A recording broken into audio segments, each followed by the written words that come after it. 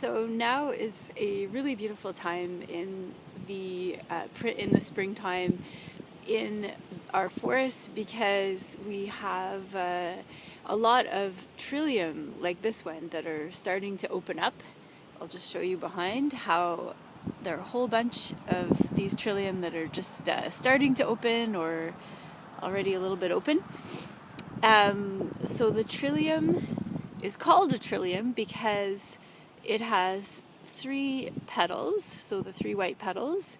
It's got three main leaves, and then between the main leaves and the flower itself, there are some what we call sepals, which are like leaves, but that are right below the petals, and there are three of those as well. Although you can just see two of them in the screen right now. So it's kind of like 3 times 3 times 3. And the trillium is actually the flower emblem of Ontario.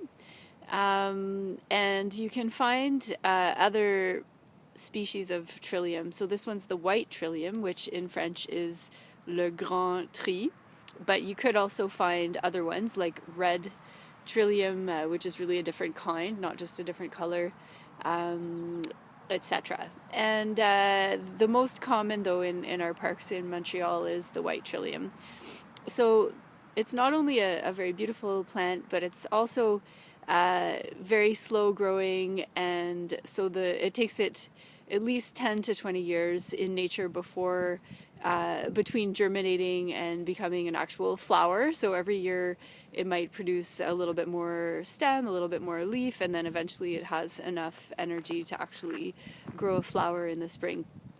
It's one of these flowers that comes out when there are not yet any leaves in the trees, so that it can take advantage of the sunlight coming all the way down to the forest floor. And it just is in flower for a couple of weeks at the most, and then it'll continue to be around as a fruit and as some leaves, and it'll do its thing, and then it'll be underground for the rest of the year. So it's pretty exciting. The fact that it grows so slowly means that it might be, this flower that I'm looking at is probably at least 20 years old, but probably much older than that. It could be 50 years old or maybe 100 years old. So I find that pretty incredible that it's not just trees that can get to be old, but actually flowers like this as well. And a lot of these slow growing flowers are the ones that'll come out in the springtime. So that's why I find this time of year is just so much fun for going out and seeing these kind of rare and beautiful and somewhat vulnerable yet somewhat tough flowers.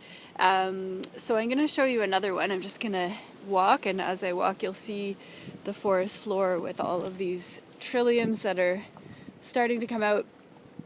So I'm going to show you another plant that is quite a bit less flashy than the trillium, but it's pretty cool as well. So let me position myself so that I don't have too much shadow. Okay, so let's see. So do you see this purple plant in front of us? So this plant, as it comes up, it's actually quite dark purple, just as it's coming up out of the ground. And then as it develops, its leaves unroll and they become greener. So the green leaves that are waving around a little bit behind are all the same plant. And it has these bizarre little purple and yellow flowers, which I'll try to get a little bit closer to, which are not very flashy, but they're kind of interesting. And in the fall, it produces a couple of berries, usually just a single blue colored berry. So it's actually called blue cohosh. In French, Cohosh bleu. It comes from a First Nations name.